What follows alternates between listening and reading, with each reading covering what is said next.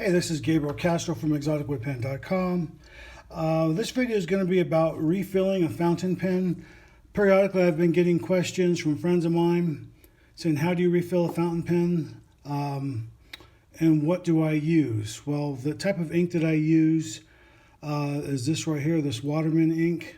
I get this on Amazon. It's really inexpensive. This was like $9 or something like that. Pretty much the same as what I paid for this small container of 6 cartridges. And this is blue ink, and they're the basic cartridges that you see periodically when you buy a fountain pen like at Rockler or something kit. Usually comes with one of these.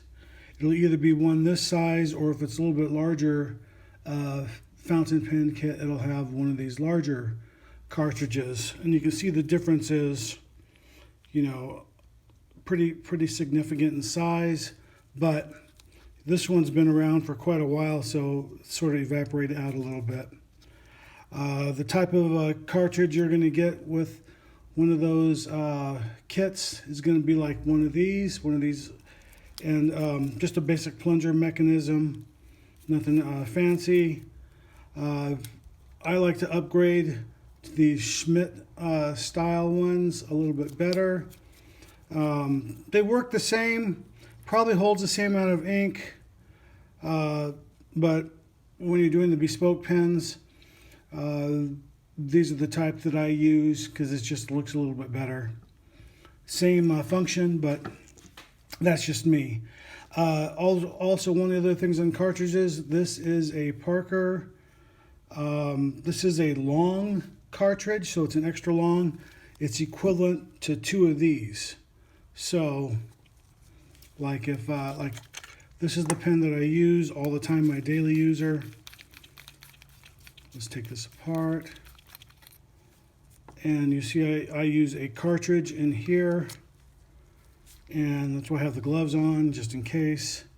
And I just refilled this one not that long ago, but if you've never done it before, now if you use one of these, you can see that that is the same length as this right here. So this can hold one of these long ones, and you can see where that bottoms out right there. Or it can use 2 of these. You can put one in your section for your feed, and then have another one inside as a spare if you don't want to mess with the ink, using this right here. So there's lots of different options when it comes to fountain pens, and these are just the options that I have, that I use. Like I said, this is a blue ink, and I got this one at a specialty shop. This was like $10 for 6 cartridges. Pretty expensive. If you go on Amazon, you can get a lot more. So anyway, just keep that in mind if you want to spend, you know, a little amount of money as possible. You just get your basic black online, and you're good to go. How I refill a fountain pen is pretty simple. You unscrew that, and I usually keep a half of a towel handy, and I'm just gonna turn that counterclockwise, and you can see that that is empty now. And if I retract that, you can see that there's nothing in there.